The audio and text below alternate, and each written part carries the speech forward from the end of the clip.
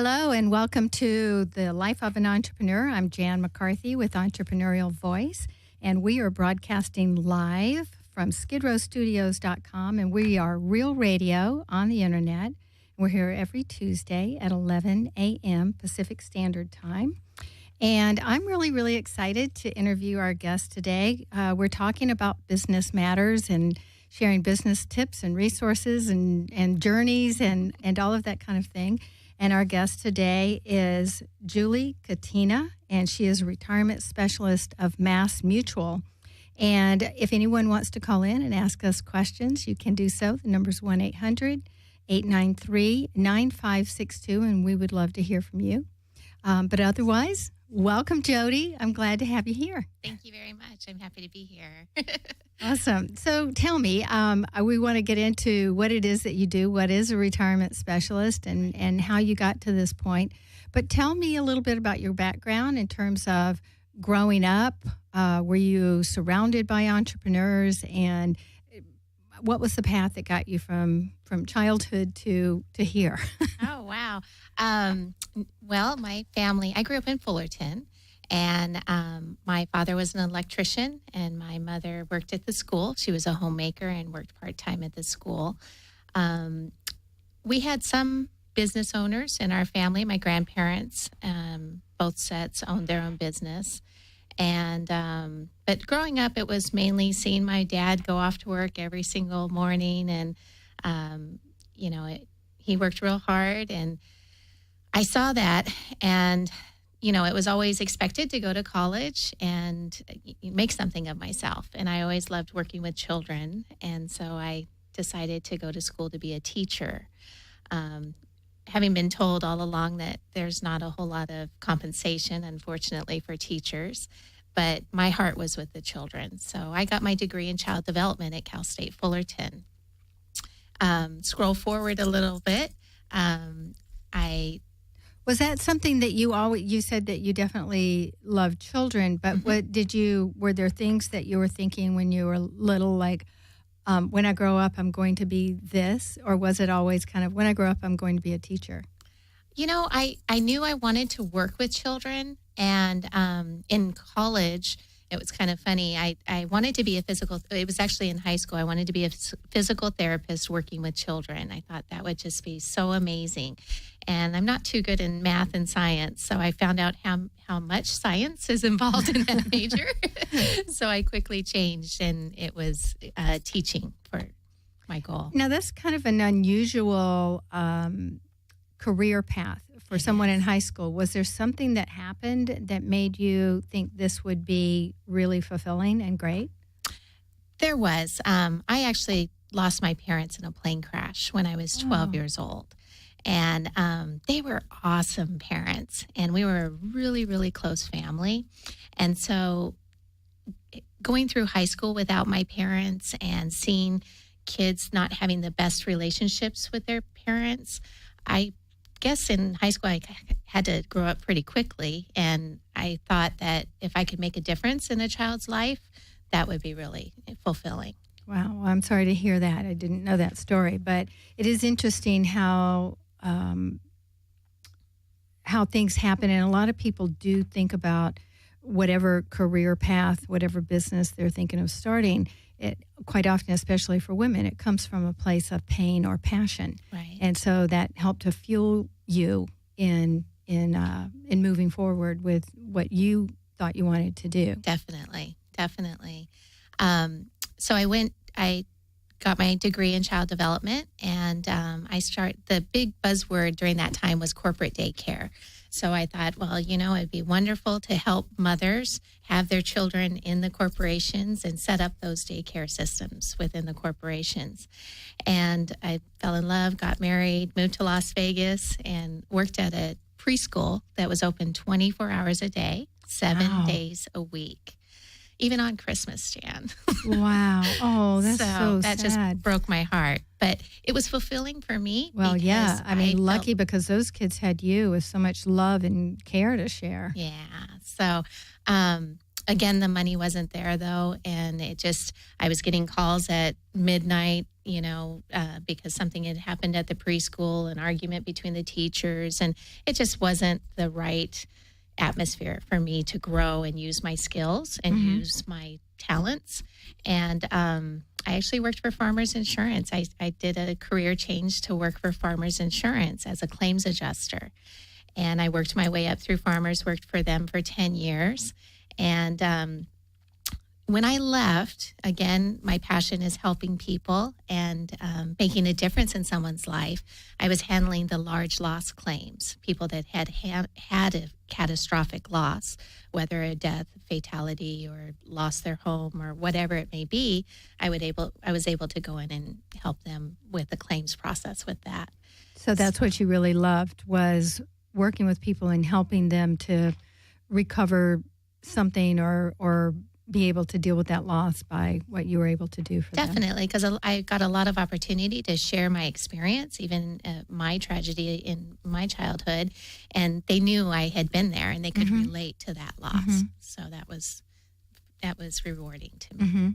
So you were there 10 years. I was there for 10 years, and then I came back to California, and farmers changed their way of doing business, and they took away a lot of our support, and it just wasn't a right fit for me anymore. And I decided to go work with some family members that worked in commercial truck dealership. My cousin was the general manager, and she had always tried to get me to work for her for so many years while I was in the daycare and while I was at Farmers. And I thought, there's no way I could never be a salesperson. So you were really at this crossroads, and now all of a sudden you were taking a leap of faith and going into something that you had never been involved in. Absolutely. And everybody thought I was crazy. And what gave you the courage to do that? My faith. Okay. My faith, absolutely. I'm a firm believer, if a door opens, it's okay to walk through it. Sure. And if it slams in your face, you don't try and open it. You find another door. Exactly. So I interviewed with a truck dealership, and 3 interviews later, they hired me. And I was working on a dirt lot in Fontana, wearing jeans and boots and selling commercial trucks to these owner-operators. And again, these guys are coming to me as company drivers, and they want to own their own equipment, and it's their dream to own their equipment. And that's the way I looked at it, as I was helping them realize their dream. So I enjoyed that too. Yeah. But, did that for about 12 years. And then I got to another impasse in my life where, I wanted more. I wanted to make more of a difference for people. I got married, and my husband is now my business partner, and he was a financial planner with Mass Mutual as well. And we got to talking, and we thought, let's combine our efforts and see what we can do in changing people's lives. Fantastic. So tell me a little bit about that. So you're entrepreneurs, a lot of times the question does come up, working with a partner, working with a husband or wife, and what all of that entails. So a lot of times when you take on a partnership, it is a lot like a marriage. So you've already got the marriage thing going, but a partnership is different. So how you divide responsibility, kind of divide and conquer, or just divide. And so how did you approach that? Did you all sit down and say, okay, marriage is one thing, but this is a business partnership, and how do we want to structure that? Or did you just say, hey, you know what, we're great, we work well together, we're married well together, so let's do that. There's a lot that kind of goes into it. So what made you decide that? And what kind of, if you don't mind my asking, what kind of discussions go around that? Right. Well, my husband was extremely busy doing his one-man show and doing very well. He was the top 3% in the company. He never had an assistant. And I saw him just doing the paperwork and the administration when he could be out doing what he does best and talking with people and helping people with their financial planning. So we sat down and we said, okay, either you continue at the commercial truck dealership doing what you're doing great, and you like it, or I hire an assistant. And I loved what I was doing at the time, but the hours were kind of hard because I was staying at I was at my client's disposal. If they could meet me at 7:00 at night, I was there, and so it was really hard to balance the married life, the family life, and corporate America. So we talked about it and we prayed about it, and we just really felt like it's a good fit because of my sales background and my people skills, that I could be an assistant, so to say, initially. And so that's kind of what I had to get my license. I was just going to ask, was there training and education and certification and all Absolutely. I had to get my license, and I did that while I was working at the dealership. So kind of a crazy time. But yeah, I got my license and I started out assisting him. And then we realized, well, maybe because of your sales background, maybe you would be better as a partner rather than an assistant. And so I was a little apprehensive a little bit because it's a brand new field that I didn't know anything about. Mm-hmm. However, MassMutual is wonderful with their training program. And I went to the training program, and I have the best mentor ever. You're lucky, right? Absolutely. So I'm learning from him as well. As far as the conversations, it's interesting working with your husband. I love it. We get along great. We had a lot of warnings from people. Don't do it. Don't do it. It's going to break up your marriage. But for us, we're best friends, and we celebrate each other's victories, and we understand each other's woes. And when you have a good day and a bad day, we can relate to each other. And when you are victorious, it benefits both of you. Absolutely. So that kind of eliminates, but this is a big question because it kind of eliminates maybe that competitive spirit. Oh, definitely. That you might have that might occur in a partnership. Sure. So that's something to think about. But did you sit down and really strategize that? Well, these are your strengths and these are my strengths, and this is why we feel that it can work. We did. He's a planner. He can see things that I can't see as far as the overall picture. He's really good at analyzing things, and so he had a complete piece about me coming aboard and being a partnership rather than assistant and helping him. For me, it was a little bit more difficult to get used to working with my husband because I was used to answering to a boss all the time, having to be in the office at 8:00 and staying till God knows when the last client left, to going to making my own schedule and having that freedom to work my business. Mm-hmm. So we had quite a few conversations, definitely, but he is very supportive in lifting me up and encouraging me and saying, we're going to do this together and you're fully capable. Yeah. Well, you've brought up several things that entrepreneurs face. And one is that sometimes when you make a decision, you have a lot of the naysayers. Mm-hmm. So you had people saying, don't do this. And the bottom line is you have to kind of trust your gut. You have to have those hard conversations, really. Absolutely. I mean, they are because, that potential. I've worked with my husband, so I actually can speak a little bit from experience, and it was great. Mm-hmm. So fortunately, I just told you we celebrated 31 years marriage. So congratulations! That's didn't destroy our marriage. But I also recognized, and it's also important to recognize who you are, and I recognized that I really wanted my own thing. Mm-hmm. But I still am very involved in the businesses that he runs, and vice versa. He's also involved in mine. Right. But it does take a very special kind of relationship because you are together a lot. You got to really like these people, right? You're together a lot, so you have to really think about that. Or am I ready to be with this person all day and all night, Well, and Steve, being the one-man show, he didn't have an opportunity to do the follow-up that he really needed to with his clients, being there, developing that relationship, that trust rapport. He did that initially, obviously, because they purchased the products they did. However, that's kind of been my role I've evolved into, is that, I call the clients and I'll say, how's it going? Oh, you just had a baby. Great. And just really develop that rapport and that relationship part of the financial planning business, because you want to feel comfortable with the person you're trusting your money with. Exactly. And this is kind of a husband and wife team, which helps your customer not feel like they've been dumped to somebody else. Exactly. To someone who doesn't understand. So Right. And then Steve's amazing at, the nuts and bolts of the business, putting together the plan, really analyzing the particular situations, and then helping them meet their goals. So you're really great at I'm noticing you're really great at pointing out what his strengths are. So, and I'm sure that he reflects that back to you as well. It sounds like it's all such a great relationship.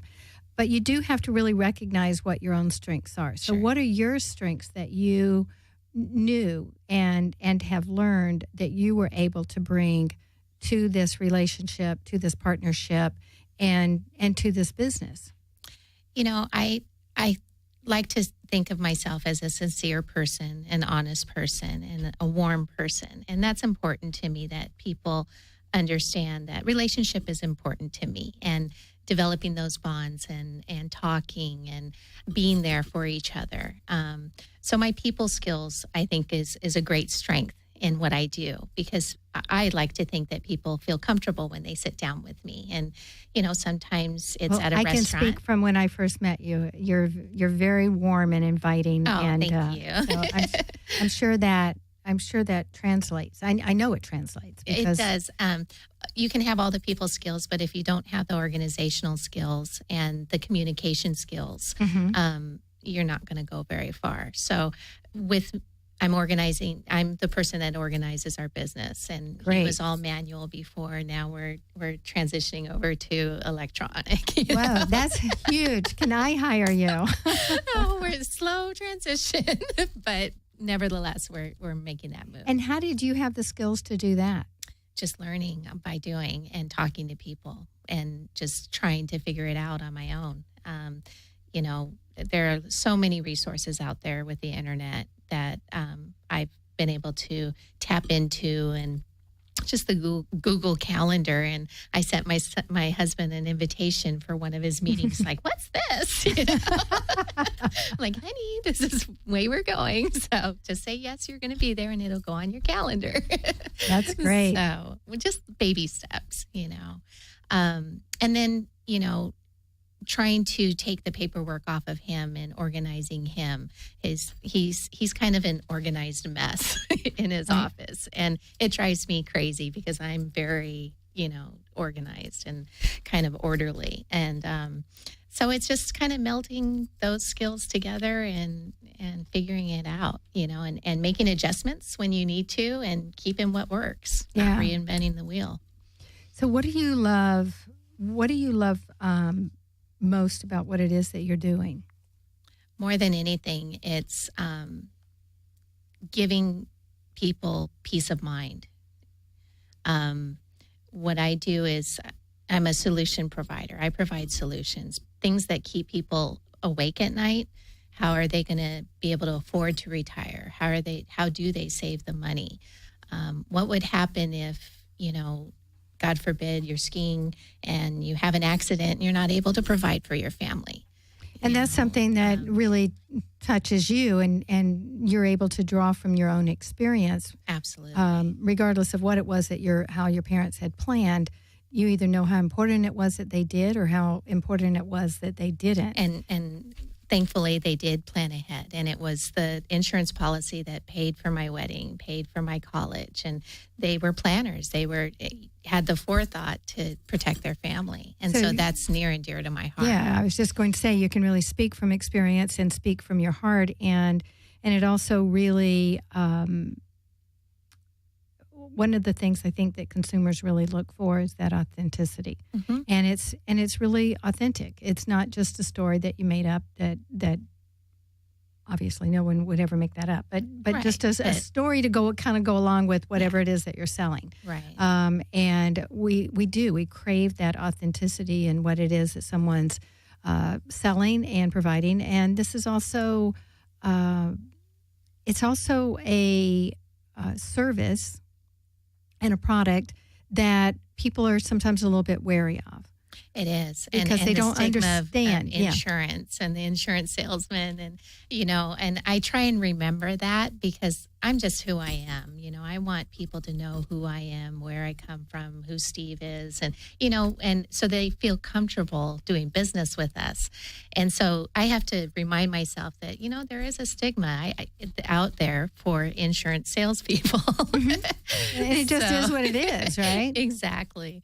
But once we sit down with people and they understand, I think both Steve and I are good at showing our heart when we talk with people. And so it makes a difference in them feeling comfortable enough to share their personal information, because even the whole money, you don't talk about money in a lot of families, Right. Well, I mean, all of us have sort of been trained to not divulge that information, and that's hard. And so they really do have to have that trust factor. Definitely. And you understanding that is really important too. Definitely. That they have to have that in order to just open up their books and open up their lives. There's really, you've got to be a really good researcher and detective, and you're like the psychologist. Absolutely. Got to just keep digging. No stone left unturned. Divulge their secrets, right? And and then they have to feel confident that those secrets are with you. Sure. So absolutely. And it's just really rewarding because when things happen and, Steve and I haven't had to pay out our first death claim yet, but the more seasoned agents who have been there 15, 20 years, they'll say, wait until you have to pay your first death claim, the company, when one of your clients has passed and you made sure that client was covered. It kind of gives meaning to what we do, if that makes sense. We had an agent that he was formerly a dentist, and he was skiing and he had a horrible accident and he was no longer able to be a dentist. He had the forethought to have that income protection, and that's what kind of saved him from losing everything. Was there was a policy in force to protect his practice. And, he became a Mass Mutual agent now, but he's still getting the benefits from that insurance policy. And, it makes a difference. Yeah. Yeah. Now, how do you, so you came into this business and your husband he knows the ropes. Yeah. So he knows how to go out and find the clients, and he's built up a following. Right. Referrals and that kind of thing. So you came in and you were able to probably benefit from that a little bit, but how does one come in and, especially in a business that's somewhat saturated, misunderstood, right, and I don't know, those two words fit. Yeah, absolutely. How do you go in and make your mark? How do you stand out, and how do you quickly and effectively communicate that warmth and trust and everything? Well, first and foremost is meeting one-on-one with the client. Over the phone, I think a person gets a feel for who you are, but the initial interview, when we're actually meeting at a coffee shop and sitting down and getting to know each other, and I can explain more about what I do and I can understand what their situation is, that really helps to develop that rapport and that trust. But you have to be able to have that conversation over the phone and be able to convey your heart over the phone, which is kind of difficult. For me, I was the cold call queen. I loved warm referrals, what we call warm referrals, but in the commercial truck industry, I'd pick up the phone and I'd call companies day in, day out, 50, 75 companies a day. And I was able to feel comfortable enough to talk to the CEOs and get to the top and really dig and try and get to the right person, the decision maker, so to speak. And that's important for people to know, because a lot of businesses are like this, where you do have to do the cold calls. Definitely. And my husband does not like cold calls. He would much rather do the warm. He's amazing with warm referrals. But for me, in building our partnership, I focused on the cold calls. And again, you brought in one of your strengths. Right. Exactly.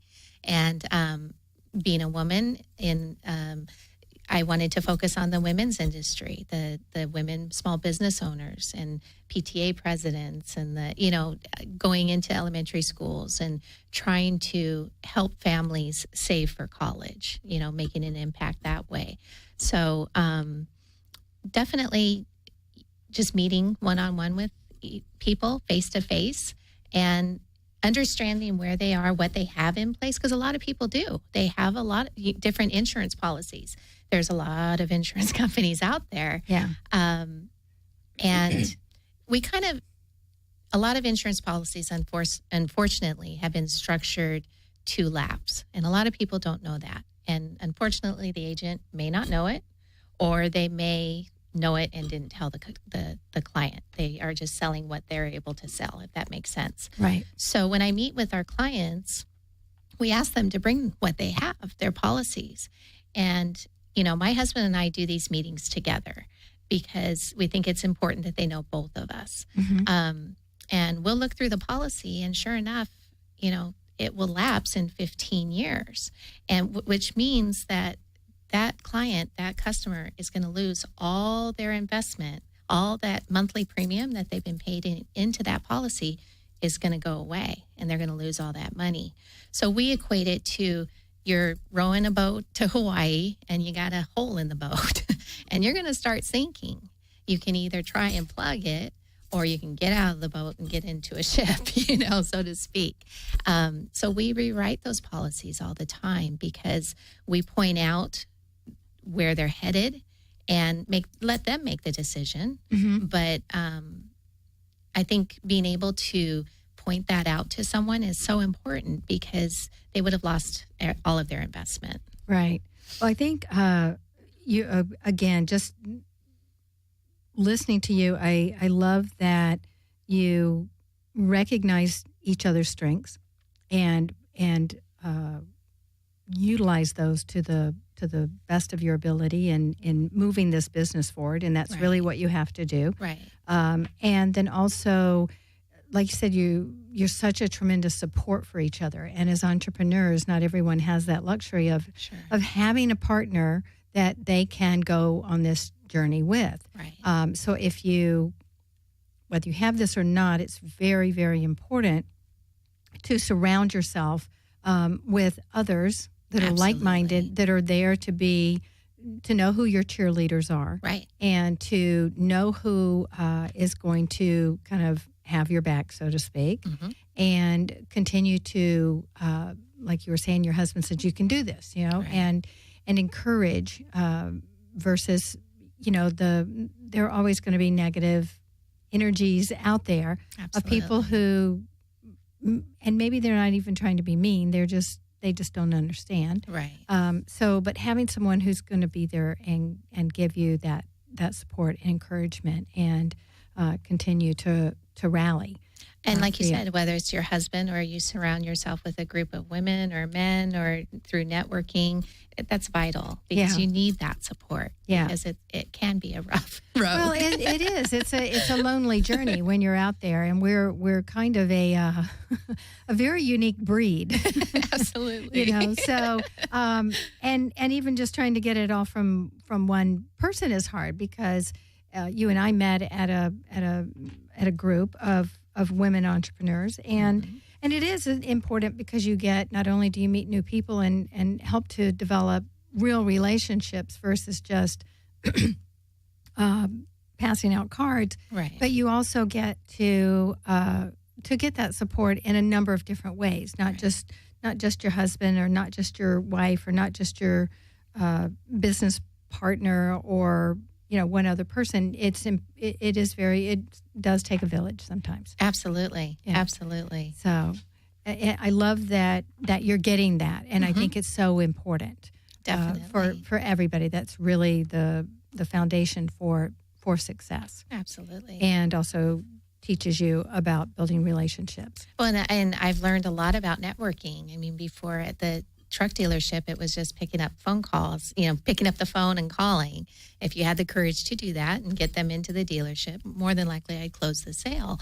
But in an entrepreneurial relationship or business, you have to network. That is vital to your business, getting in front of as many people as you can, and not just to sell something, but to network and do referrals and, support each other. That's incredibly important. Yeah. And the other component there is not just networking, but really building relationships with those people. Definitely. And I think that's sometimes misunderstood. Mm-hmm. So it's great that you're doing that. I also would love to chat about, and if anybody wants to call in, we would love to hear from you. The number's 1-800-893-9562. A lot of women are very afraid, men too probably, but right now I'm talking to a woman and I work mostly with women, so I'd like to really focus on this. A lot of women are afraid of sales. Mm-hmm. Or a lot of people are afraid of sales. Right. You're not. So tell me what your philosophy is, and were you ever afraid of it, or how did you get over it if you were? Well, I think it's simple. My philosophy is anyone could be a potential client. I mean, if I'm in the nail salon and I strike up a conversation with the person next to me, and we hit it off, I would say, let's keep in touch. We should have coffee sometime. What's your phone number? Or do you have a business card? And then a couple days later, I'll follow up with them in the grocery store. And I mean, my son's Little League. Every person needs what I'm selling. They need that peace of mind, knowing that they've planned ahead for their future. So my philosophy is basically every single person could be a potential client. And so it's up to me to make that first move, take the initiative, and be able to say, hey, hi, how are you?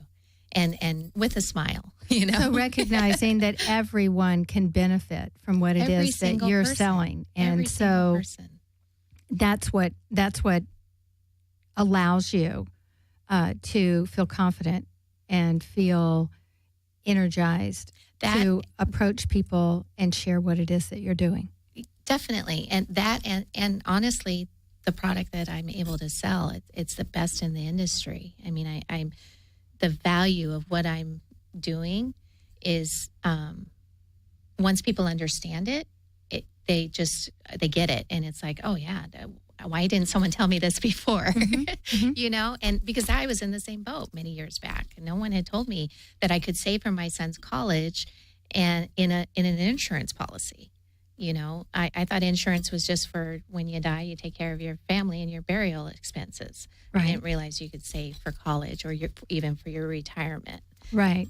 A lot of people don't know that. So that's my frame of mind is I'm going to strike up a conversation and become friends with someone. And I don't like the sales approach. Sure, exactly. No, Does that make sense?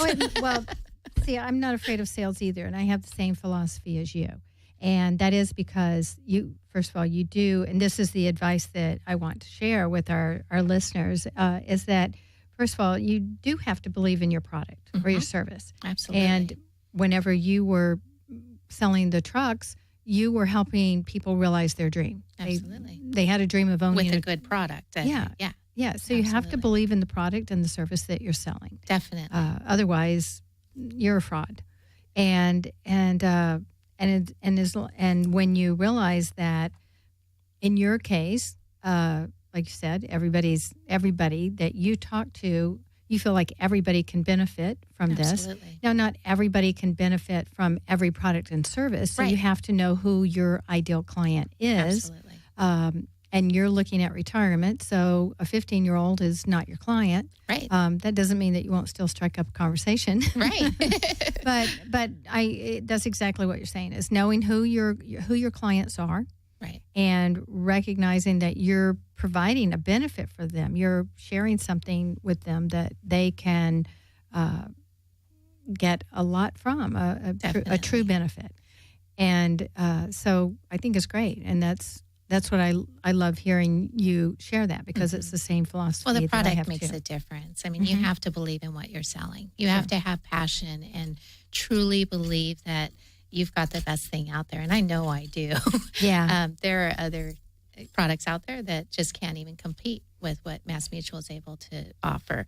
And I'm fortunate in that aspect, in that, we pay the highest dividend interest in the industry. Yeah. Period. Bar none. Who's going to argue with that? Now, some people say, well, I can sell somebody else's thing. Like I can sell, like Mass Mutual is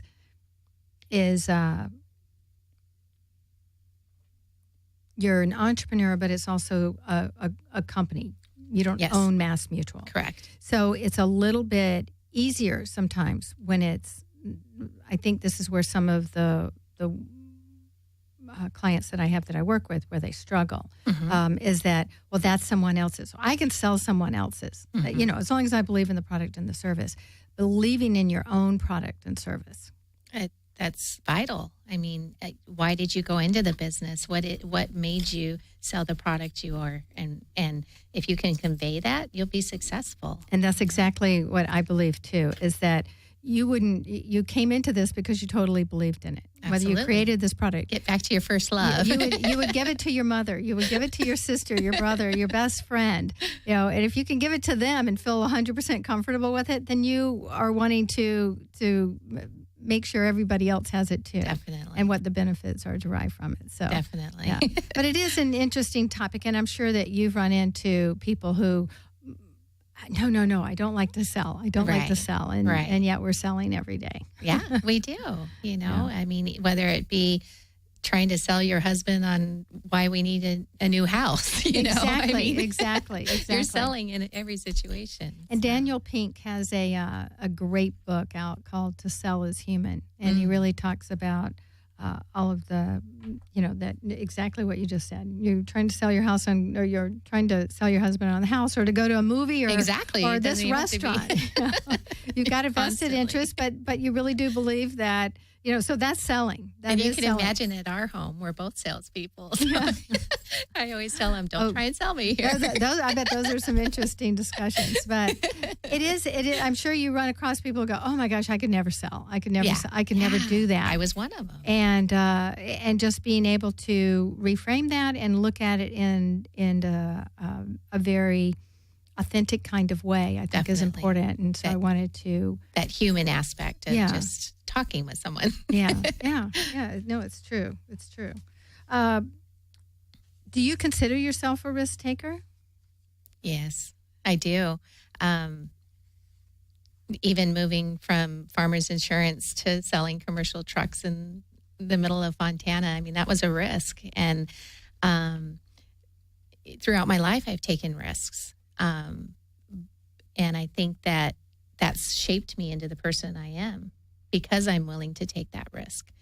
There are a lot of people in my family, extended family, that are very comfortable with the status quo. They don't like change. It's stressful for them to change.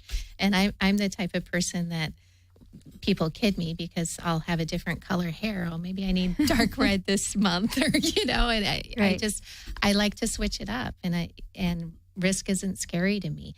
Sure, it's uncomfortable, but if I don't take the risk, I'll always wonder. Does that make sense? Oh, it totally does. Jim Carrey, and I may be botching this incredibly, but he did a commencement speech, and it was something along the lines of that. You're always taking a risk, and even at something along the lines that, it's just as hard to fail as it is to succeed. So, right. So you might as well try, and learn for it. If it's a failure, learn from it. Yeah. How did you get there? Yeah. What's the toughest part of what you do, of being an entrepreneur? Being an entrepreneur, That's a good question.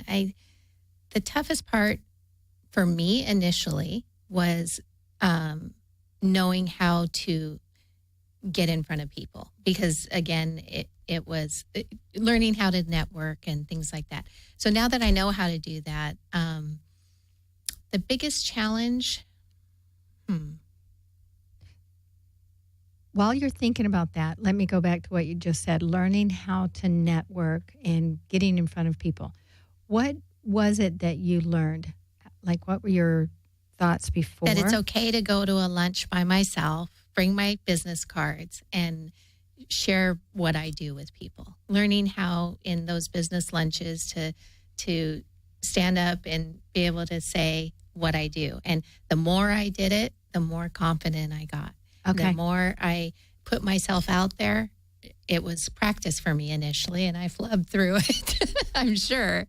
But it's like the cold calls, it's practice. You have to get it down, calling people. You have to get your call down. And not that it's a cookie cutter call, because every single conversation is different, but you have to be able to make an impact. You learn how to connect, and you learn how to make an impact. And Definitely. It's just doing the thing that you fear. Exactly. Will help you get over it. Exactly. And the reason I asked about the risk taker too was, do you think that's an important skill for, or Absolutely. an important trait for an entrepreneur? It's comfortable. Corporate world is comfortable. You go in, you punch the clock, it's comfortable.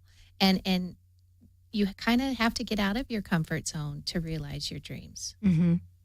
Mm-hmm. That's vital. I mean, you have to take that risk, and knowing that you've got everything lined up, before you leave corporate America, and you've started to build your business, the risk is little compared to the reward. And that's kind of what I look at. I love the fact that if my son has a little league game, I can go. And I'm not going to have to ask my boss if I can have some time off and then make up the hours later. I can't believe I lived like that for so many years. I know.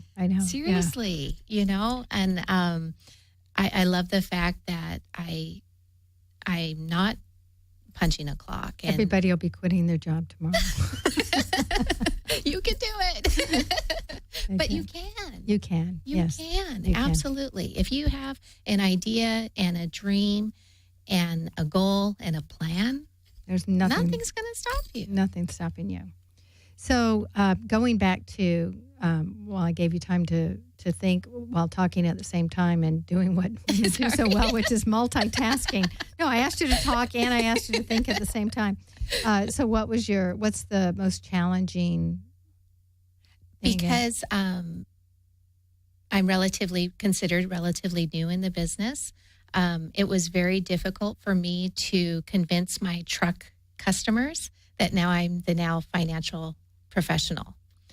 So that was, I had 300, 400 clients through the years that I've sold trucks to. And I thought, going in as an insurance representative, I thought, I've got it in the bag. I've got all these people. They're all going to buy from me. Right.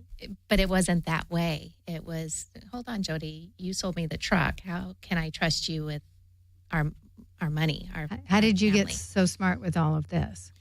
Exactly. That's what their question was. And how did you answer that? I would say, I have a team of professionals that back me. And you're right. I'm new into the business, but my husband's been doing this for umpteen years. He has a master's degree from USC in business and finance.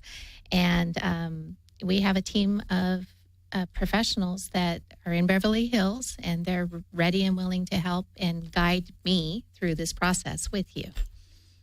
Yeah, and of course, the most important reason you're an expert at this is because you've been down this road. Mm-hmm. You experienced this as a child and found that people who had planned for this, and you can speak from your heart and authentically, and I think even that's the key as well.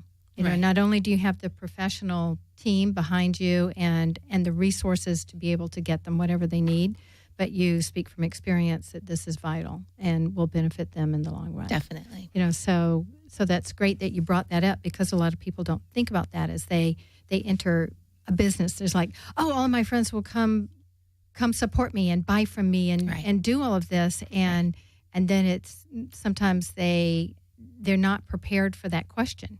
Right. That your customers asked you, and they knew you well enough to ask, which is great. But not everybody will. They just don't. And then an entrepreneur might feel that they are being abandoned. Right. But we were friends then, and now we're not, and they're not supporting me. So being prepared for that kind of question, whether they actually ask it, they're thinking it.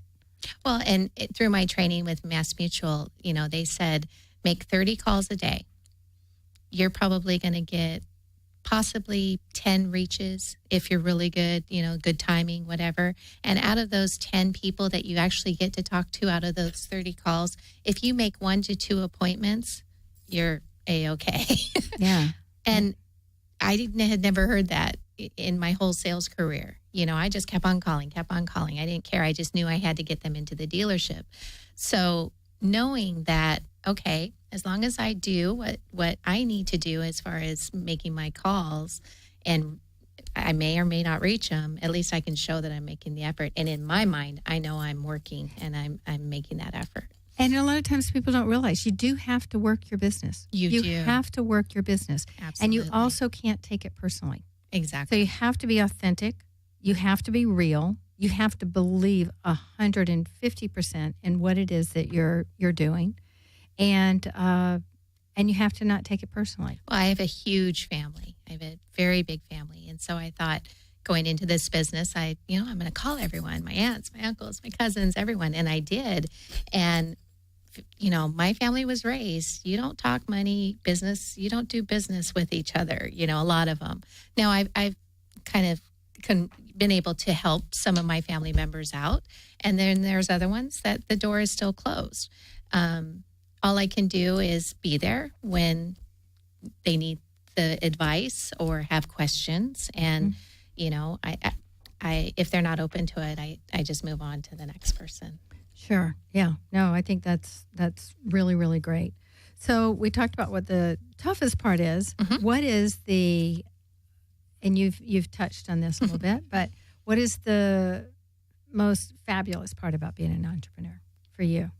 Fabulous part. You never know what your day is going to be like. You don't know who you're going to come in contact with. You don't know. Initially, you may sit down with someone, a young family, and they're concerned about they're just protecting themselves and making sure that, that there's a death benefit in case one of them passes. And you get to talking to them, and they want to save for college, or they're concerned about their practice. And just being able to help every aspect of that family's life is amazing to me, to give them that peace of mind that they've taken care of things, and because to me, I like to be able to sleep at night. Sleep is good. Right. And if there are things that are keeping me awake because they're worries or concerns, I know that I need to work on those. And so I know that there are people out there that probably don't sleep well at night because of these concerns. And if I can provide that solution, that's perfect for me. That's amazing. Now, how do you measure success? More than anything is if the client feels comfortable and they're happy at the end of the sale, as when they sign their name to the policy and give me the check and they are really happy and thanking me, that's success to me. I've made a difference in that person's life. There's other ways to measure. I'm not much of a material person. However, Mass Mutual is great with incentives. The more policies you write, the bigger incentives. We just got back from Europe, and that was on Mass Mutual, and that was because my husband qualified for the trip. And so that's success to me as well. It's rewards of his hard work and our hard work. So, but more than anything, it's knowing that people are being taken care of. Yeah. I think that's a great way to measure success, because money in the bank is not always a good indicator. Not at all. So what is your best lesson, business tip, advice? Might start out with, what would you tell yourself if you were just starting this again? Is there something that you would tell yourself? I would say stay focused, keep pushing through. Don't let no's bring you down, and just keep working. Work the business, work the process, and it'll come. Does that make sense? Yeah. No, because, being an entrepreneur, you can get distracted. And as a woman, we get distracted. We can be the homemaker, the mom, the wife, and all of those things, especially if you work out of your home. There's laundry to be done. There's errands to be run, things like that. There's a lot of distractions that can pull you away from your business. And that's the biggest lesson that I've learned from my husband, is when he's working, and it's nothing. It's like he's gone into a corporate America job where you're in an office and you're doing what you do best. I was actually going to ask that, and I forgot. How do you, did you all set up? Do you have a home office, or do you go somewhere? We have an office in Torrance, and we have a base office in Beverly Hills, and then we have a home office as well. Okay. So I work out of the Torrance office. For me, that just works. I cannot be at home because there are way too many distractions. Right, and that can be really hard for people. Yeah, it is. So when we decided, so you made a very conscious decision. I mean, there's some people who will do their workout at home, and there's others who say, "There's no way. Right, I have to go to the gym." Exactly. So. Exactly. For him, it works for him to work out of our home. He's done it for years. That's just what he knows. And it sounds like he has that policy, like you said, that when I'm working, and he's focused, and you don't bother him. Yeah. Not that he's a bear or anything, but he's working. No, I understand it completely. And then our Beverly Hills office, that's where we're based out of. And then these are just the satellite offices. So it works for you too. So did you obviously, I'm assuming you can go in at any time and... Oh, yeah, absolutely. It's our office. So do you make a schedule, though, that I'm going to be there from 10 to noon? I do. Try to adhere to that so that you have some semblance of order? Absolutely. This is when I'm going to make my calls. This is when I'm on appointment. And I try and make my appointments when I'm in a specific region of the county. Try and group them in there so that I'm not driving back and forth every which way. Organizing my time to be most effective. Mm-hmm. So that's great. And your Beverly Hills office, you just go there to drop things off and right for meetings when we have meetings. Right. Well, the flexibility and having that kind of creating that kind of schedule, because even though we may be self-motivated, mm-hmm. you get up and you check your emails, or you check your Facebook, or you realize that the dishwasher needs to be unloaded, or now all of a sudden, whatever, a multitude of things can happen, and being able to have a schedule that you follow, at least that's crucial. You really have to be disciplined to be an entrepreneur if you want that success. Whatever success means to you, whatever you're working for, you have to be disciplined. And that kind of makes the difference between, is this a hobby or is this a business? Exactly. And there's nothing wrong with having it as a hobby. And there's nothing wrong with defining the lifestyle that you want, or defining, but if you can define what that success is going to be for you, and it can be whatever you want, then that will allow you to create the structure and the organize it in such a way that you're able to achieve that. Definitely. And I've always been the type of person, I love to have a goal, and it may be reaching for the stars. That's okay. But I love working towards a goal, whatever it may be, personal, financial, physical, whatever it may be, working towards that goal, it gives me something to work towards and gives me direction. I agree. And I love that you said reaching for the stars, because my daughter I had a pillowcase that said, reach for the stars. If you miss, you'll land, or reach for the moon. If you miss, you'll land amongst the stars. Perfect. So it's still the same kind of thing. But Absolutely. do you have a quick quote? We have about 30 seconds left. Do you have a quote, a mantra that you follow? Well, what I do is I help people save the same money smarter. So if they're putting their money into a CD, a 401k, IRA, whatever, that's not very smart because you have to pay taxes. And everything I do is tax-free. And if they're saving the exact same money smarter, how much is it costing them, Jan? Yeah, no, that's great. Zero. Well, Out that's of great. their budget. Thank you so much, Jody, for being a part of our show today. Thank you. I for really having enjoyed me. talking to you. You too. I got the eye of the tiger, fire, dancing through the fire, 'cause I am a champion, and you're gonna hear me roar. You are listening to Skidrow Studios. You're listening to Skidrow.